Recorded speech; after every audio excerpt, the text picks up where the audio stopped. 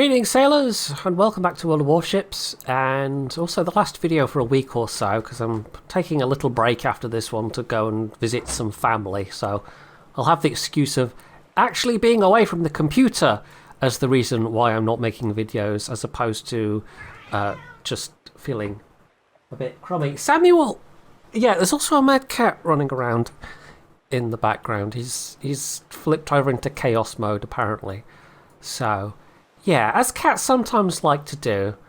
You know, sometimes they're a cute little sweet fur baby, and then other times they're just full on, you know, I am a chaos demon of the warp. And I think we're in the latter mode right now, so good timing, Samuel, of course, the best timing. Of course, he's a cat, so it's always the best timing. Anyway, Texas.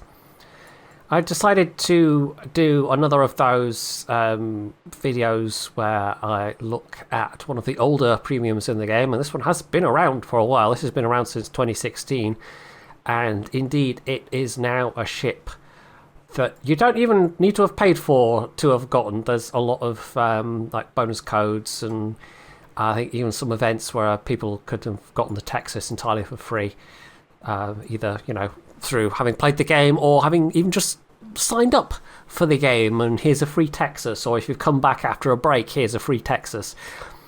So the question is, does the Texas hold up?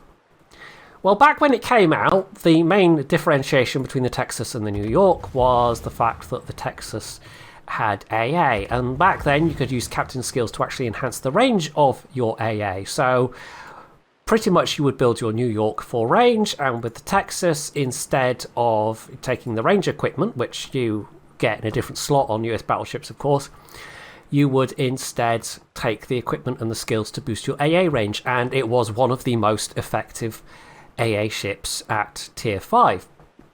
Those days, however, are long gone, mostly with the captain rework, the original captain rework that jigged everything round, and then of course there's been additional rejigs of the rejigs since then. But yeah, now you don't have the option of boosting it with could you even boost it with equipment, or was it just boosting the DPS with equipment?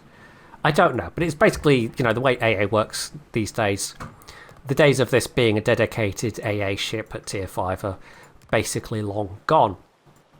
It is still, however, a decent ship, as I will hopefully demonstrate. With the range mod, you get 19 kilometers, which I think is that slightly worse than New York? Yeah, it's a little bit worse than the New York, but if I remember correctly, this has actually got better firing angles on, I think it's mid turret and possibly the rear turrets. It's been so long since I sort of looked at this in comparison to, you know, the firing angles and the AA DPS and the everything else. So yeah, it's not the fastest firing ship, as a lot of these US battleships aren't, but it does have a pretty good broadside for tier 5 as well.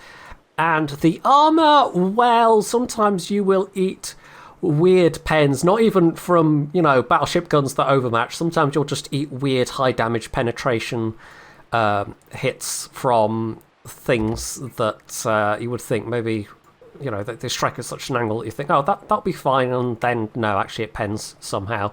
But that's the same for the New York as well. I will say it's still miles better than the Oklahoma in terms of its main battery. The Oklahoma's main battery is pretty god-awful. It does have an attempt to make it more secondary focused, but now that we have Agincourt in the game, the Oklahoma is kind of pointless, to be honest. It's superseded by everything and is more, it is like less fun to play than everything else, so yeah. As for the Texas though, despite its loss of its specialised role, I think it still holds up reasonably well.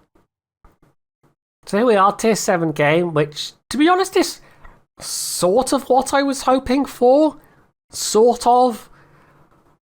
There are some other tier 5s, but yeah, we are pretty bottom tier. I think there's, what, 2 other tier 5s? So three tier 5s per team. Yeah. So we'll see how this goes. The slow speed might well be our biggest impediment, but because we do have the pretty decent range and a spotter plane for this tier, I think only the New York and the Congo do better. Yeah, it's not that hard to... Like, as long as you don't pick a bad flank and push too far in any one direction to start with and basically abuse your range, it can actually work out rather well. But with bottom tier matches like this, though, we may also need to resort to using some high explosives. So we'll see how that goes. Well, we're just starting to get some spotting. I think it's mainly from our carriers, pair of tier 6 carriers in play. Apparently the enemy Furious is a poetry fan. I'm guessing... wait, Blake, is that is the poet, right? Or is there some other William Blake? Or am I misremembering and there is no poet even called William Blake and I'm just making that up? But I'm sure there is. I'm sure I'm not completely making that up, although maybe I am. I don't know. Anyway, we're definitely... It's hard to push too far ahead in this thing, but sometimes you can get faster allies just turning around and leaving you in the lurch, which is never that fun. But yeah, we do have some targets to fire at, so it's just a matter of deciding what we want to fire at. The KGV is a little bit tempting, but I don't know how well we'll do against their armour at this range. On the other hand, the Nuremberg might be more inclined to manoeuvre out the way, but let's have a go at the Nuremberg and see how we do. And who knows, we might get lucky. Although, yeah, they killed their speed and turned in a bit, so okay. It's fair enough, it is a fairly long-range shot. And it is the kind of thing, like, if you're paying attention in a light cruiser, the kind of thing that you should be paying, that you should be wary of. I almost said be paying attention for, which would be repeating myself, of course. So, yeah, if you want to stay alive any significant amount of time, it's something like Nuremberg. But even then, sometimes you might get unlucky, and of course, the side effect of slowing down is that it takes you a little while to accelerate again unless you're in a British light cruiser. So it can be a slightly dicey proposition, killing speed like that. And it can sometimes be a bit counterproductive. Personally, I generally think unless you've got something like this speed boost going, which to be fair some cruisers of course do have, it's better to keep your speed and be manoeuvring when you've got someone you know that's firing at you at range. So, having said they were doing the smart thing before, they're kind of not really doing the smart thing now, especially. They're now just going in a nice straight line, and there's not really any... this is literally just RNG that's deciding whether they live or die to my shells, and if they don't die to my shells, then they will die to somebody else's shells. Yeah, they're burning out. Let's switch focus to this Derflinger. And see if we can inflict some damage on them.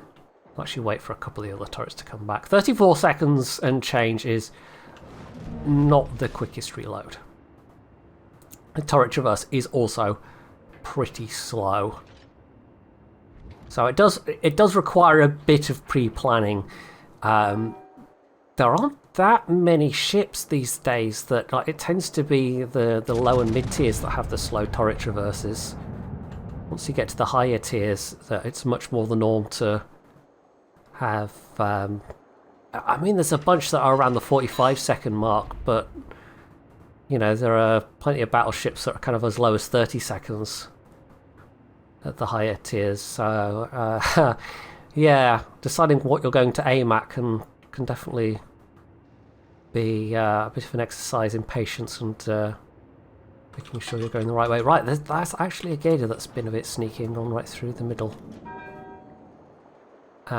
Which is not good for our carrier, so maybe we'll try and help them out. Although I'm not sure I fancy my chances that much. But I guess we'll see. That may have actually been a bit too much lead, apparently. I mean, they are US shells, but maybe I'm thinking I'm firing US 16-inch super heavy battleship shells, which of course do have a fair old travel time to them. Yeah, it would not be great to lose our carrier, especially when they still have two of their three destroyers in play. You're definitely not going that fast. Also paying attention to the fact that there's a battleship trying to hit you, which is very unsporting. Right, I don't like that I'm being targeted from the other side, and there's a Mackinson there. I think this is the point where we turn around. Because I don't know if there's much I can achieve by charging into that cat there. This is where the turret traverse is going to become a distinct liability. Right, so, there goes the Girder. We're now slightly pinned in between several groups of ships. Which is not great. Front turrets are going to come around first. I think it's just the Mackinson looking at me right now. This might hurt a bit, but I'm trying to kill the speed a little so we take it more on the bow. But yeah. Okay, the Mackinsons nailed each other, but our Mackinsons, but this other yeah, two Mackinsons. They had two Mackinsons. I'm confusing myself. It's been a long day. It's been a long day. Yeah, it was. Well, it's been a long 2 days really. It was my father's memorial service that we did yesterday, so there was that, and that was a long day. And then today was a bit more relaxed, but there was still some sort of family and group things going on. So yes. So, yeah, the reason why I'm actually going to be going down is because my brother came over from New Zealand with his partner, and they're going back down to see my mum who's in England, and so I'm going to go back down with them because we're not going to get the opportunity to all be together in the same place all that often, given that New Zealand is a little bit far away. I don't know if you guys knew this, but New Zealand is a little bit far away from most everything else, especially on this hemisphere. So, yeah, we're going to take advantage of that and have a week of family things. So, yeah, that is why I'm going to be away for a change. Or a change from me just going, I don't have the brain power for this week. I don't think I'm going to live too much longer, by the way, between the KGV pelting me with its extremely unpleasant 14-inch British high explosive, which sets all of the fires and does all of the damage. Yeah, I think we're going to burn out here. It used to be able to, it used to be that, I mean, this is one of those ships that, in addition to having lost its AA, I think, or did it ever have it? A lot of the sort of American standards had, I can't remember if it was from the New York, or if it was the New Mex and the, I think it was the New York, the New Mex and the Colorado. Was it maybe even the Wyoming? But basically had increased energy retention when they were turning.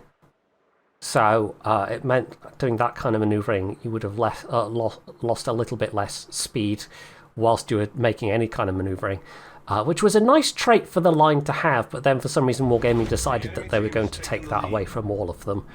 So, yeah, I still don't quite understand why. I don't think they were hideously overperforming. I don't think that was the reason. I think it was more they had in mind that we must make the lines all behave in a unified fashion, and then of course, you know, we can point at many other lines that have been introduced since that absolutely do not behave in a unified fashion. So, as with many decisions Wargaming makes, sometimes you just have to shrug your shoulders and go, Anyway, I don't think we're going to win this one, so we'll skip ahead.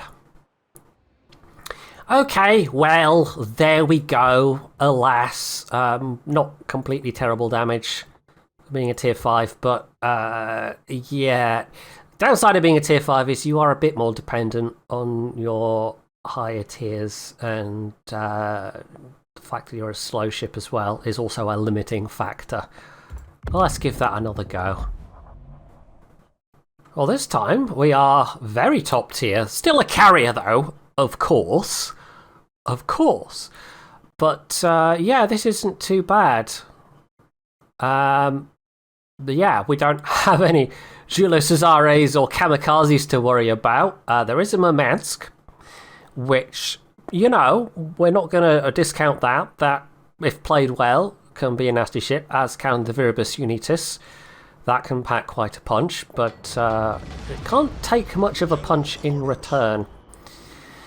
So, this is certainly nicer matchmaking, although it is a standard battle. One thing I do also want to mention, you know, while I'm doing this video on the Texas, is that, of course, there was all the real-life stuff that happened with the Texas last year, and if you somehow missed all that, I entirely suggest you can go and look up the move that they did to, was it Galveston? Basically, they made a somewhat perilous journey where they weren't entirely sure if the Texas would make it or not to dry dock it and give it some much needed TLC, and that process is ongoing as of me recording this. Has been ongoing for a good couple of months now, so yeah, they were basically needing to take it out the water before they could do some very necessary repairs to the especially the hull plating. Was getting a bit thin in places, a bit worryingly thin, because that's just something that happens to ship hulls over the time. Over time, you know, you have these sacrificial anodes to sort of focus the corrosion that occurs due to sitting in. I think particularly salt water it's a problem for, and metal hulls, and you have to have these, otherwise the hull just gets eaten away. But I think even with it having been, was it in fresh water? I'm sure it was in fresh water. You know, you still have environmental and weathering effects occurring over time. So yeah, it's well, it's definitely over a century old at this point. Is it like a, was it late down? Was it like 1912? Sort of well into the, in fact, over the first decade of God, what was the thing in the beginning of The Lord of the Rings and Bilbo having his 11th birthday? Yeah, I'm pretty sure Texas has had its 11th birthday. There you go. That will probably be the video title or something along those lines. But yeah, it's fascinating to, like, the restoration project. You know, they've been documenting parts of it online, so it's kind of fascinating to watch the videos where they explain what they're doing and why the things are doing that need to be doing, and, you know, things that are sort of original features, things that are from the various refits it's had, and yeah, it's a very long-lived ship with a very storied career, and looking at it, it's like, yeah, it shows. You can tell she's been around for a while. That drop, by the way, like I was saying at the start, once upon a time, a CV would not have dared to make a drop like that on a Texas. They would have avoided a Texas like the plague. Those days are very long gone. You do still have some AA DPS, but, you know, 3.5 kilometers is pretty close range, and you're not going to be deleting squads in the way that you would have once upon a time. It's just not going to happen. So, I guess we'll focus this New York for now. We don't want to get too close. One downside of having such slow traversing turrets and this being a relatively cramped map is if you want to turn around, like if I want to turn around and start heading back down that way, so I'm not really advancing but more sort of heading up and down, it's going to take a while for my turrets to catch up with that. So yeah, this is why I'm killing my speed a bit, so I'm sort of trying to delay that slightly so I don't have to sacrifice a bunch of firepower, but yeah, we're going to kind of need to, otherwise we're going to be running into an island very shortly.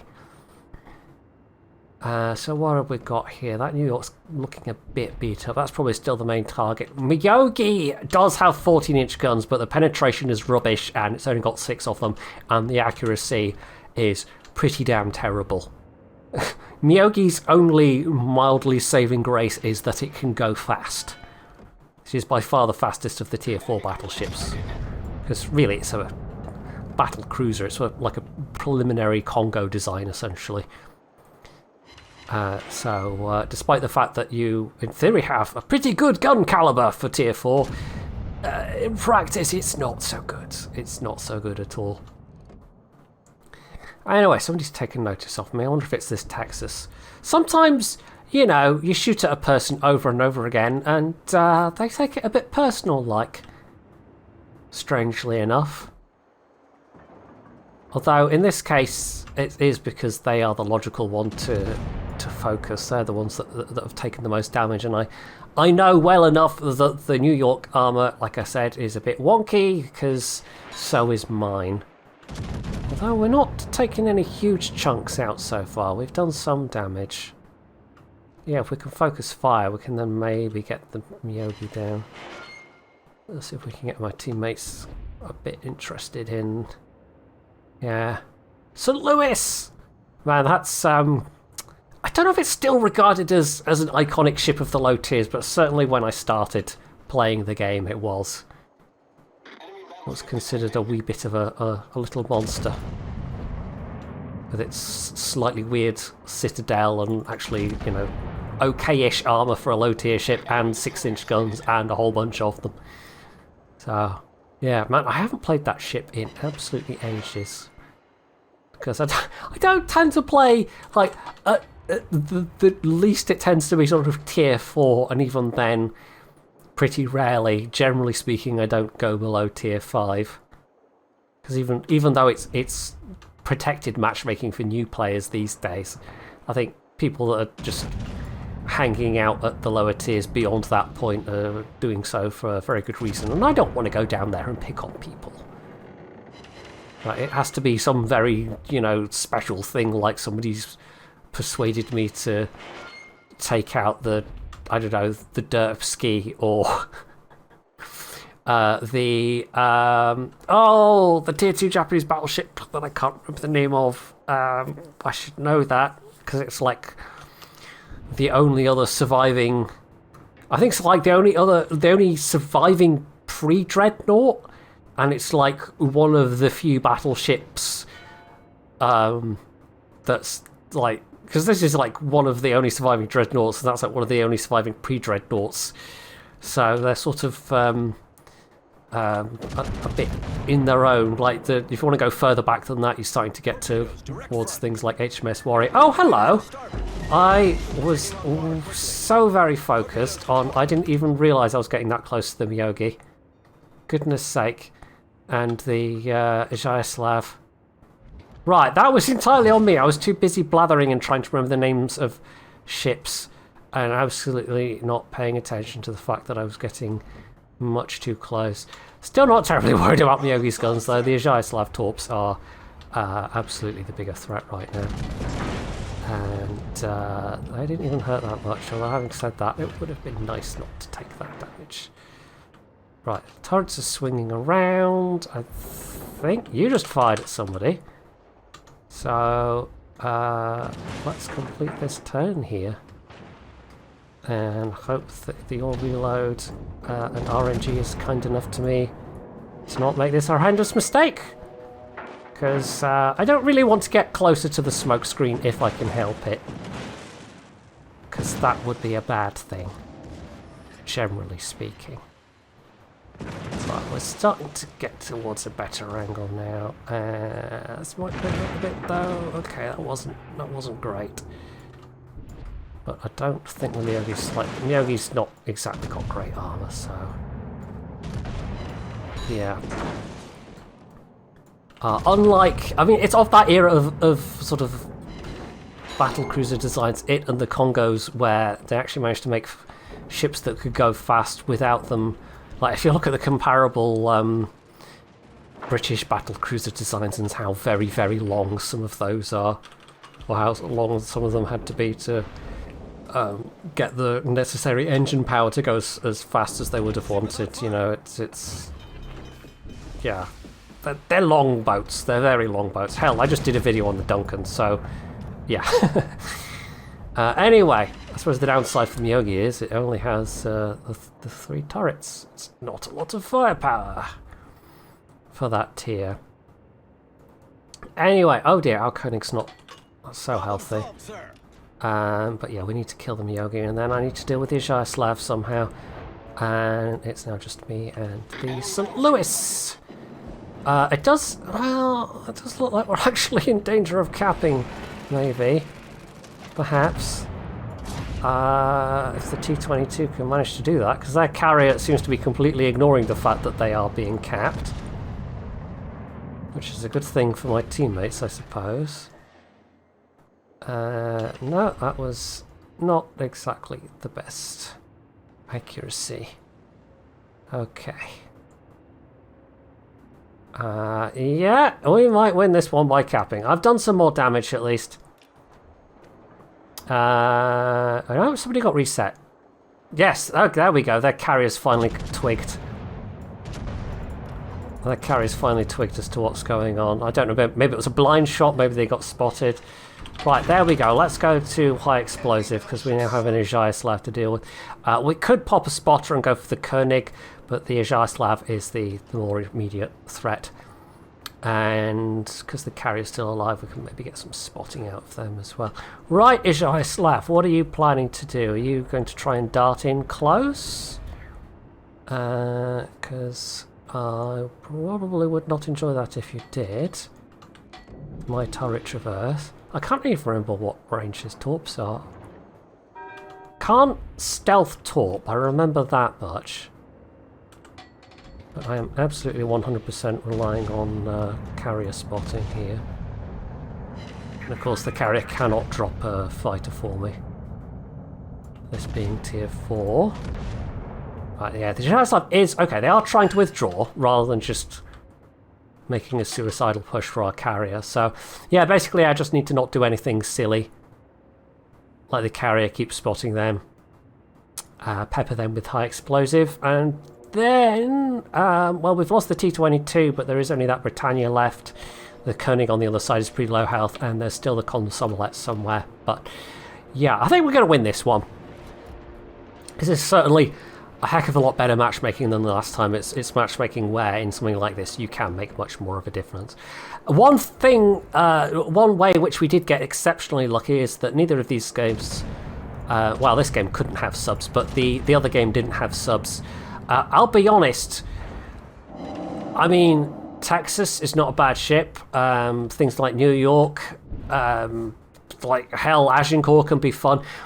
But for a lot of the mid-tier slow battleships these days, I think the fact that you are, like, you just fodder for a submarine unless you have competent allies that can help you, or unless the submarine massively blunders. Basically, there's nothing you can do about it. They can consistently stay out of range of your airdrop. They can basically keep pinging you with impunity, and you can never catch up to them.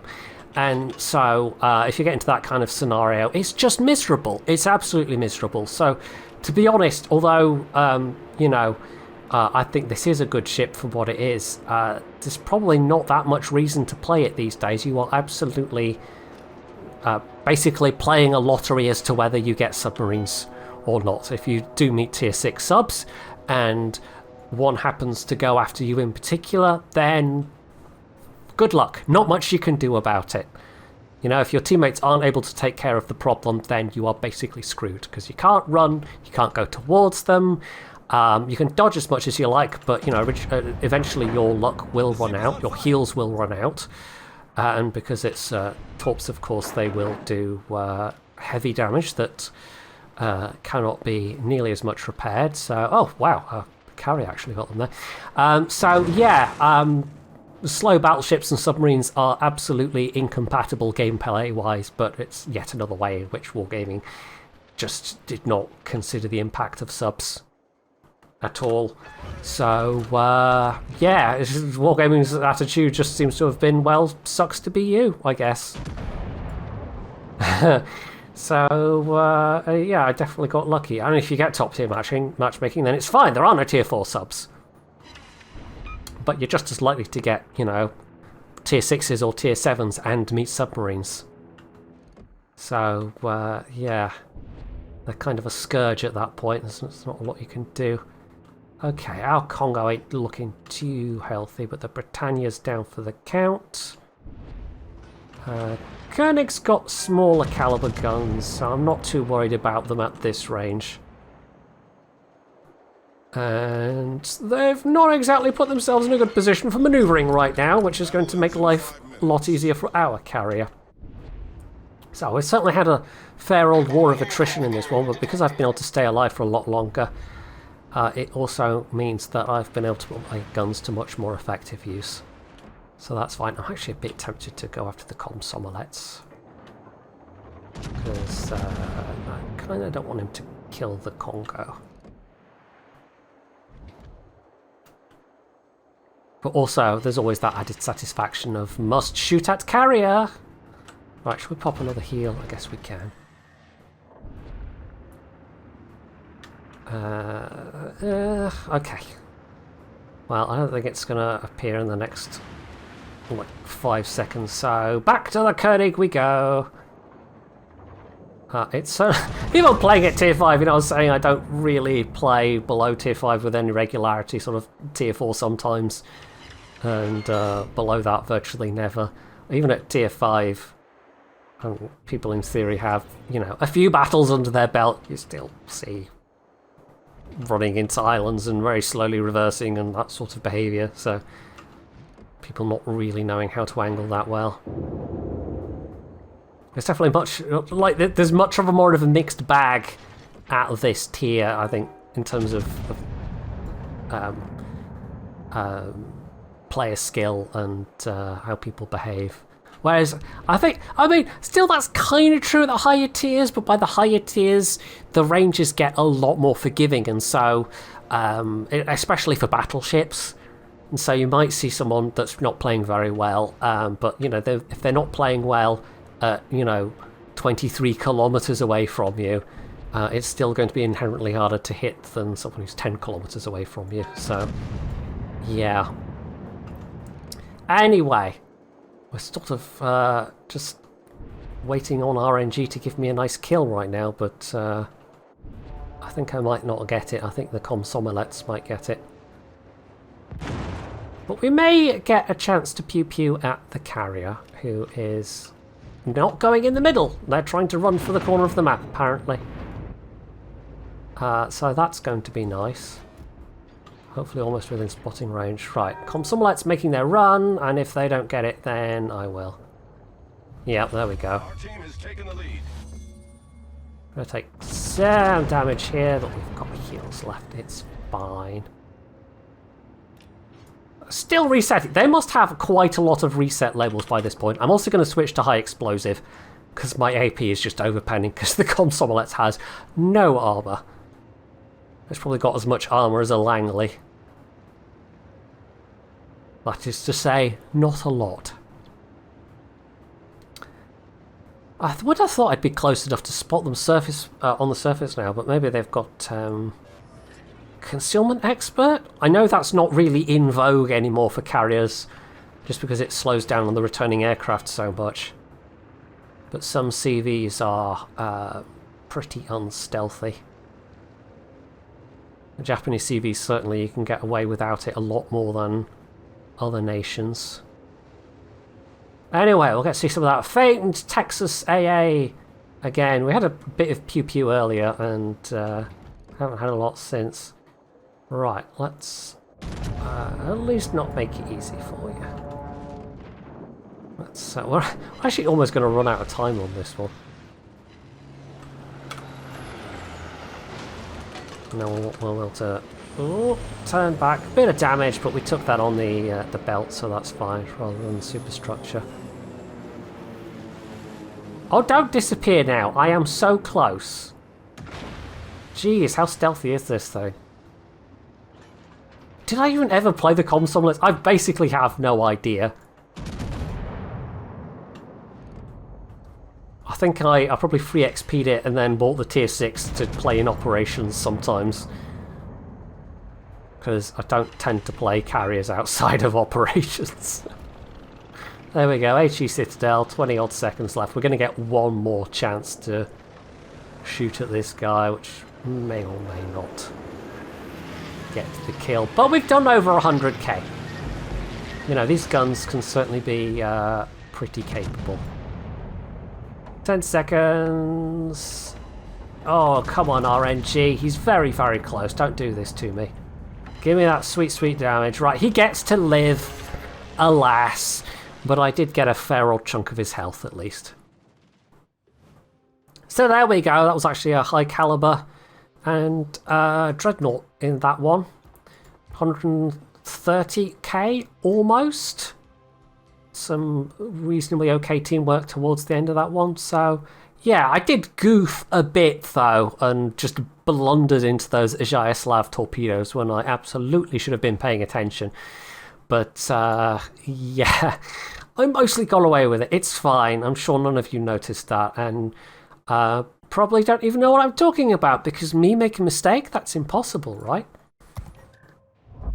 So there we go. If you managed to get the Texas for free, yeah. If only submarines weren't a thing, I would say it's a pretty good mid-tier premium ship still. It kind of still holds up, even though it doesn't really have its gimmick from the old days. But then you throw subs into the equation and it becomes painful. It becomes painful, as do all of these other slow tier 5, tier 6 battleships. And it becomes an active incentive not to play them. Because wargaming and joined up game design don't always go hand in hand. So if you enjoyed these ramblings, you can do all the usual things down underneath the video, and of course, as always, stay tuned for more.